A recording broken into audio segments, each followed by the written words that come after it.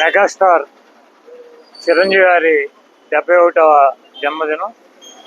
ఆయన జన్మదినాన్ని పురస్కరించుకుని ఆయన అభిమానులు ఇక్కడ ఆయన అభిమానుల సమక్షంలో కేక్ కట్ చేసి ఆయనకి జన్మదిన శుభాకాంక్షలు తెలియజేయడం జరిగింది.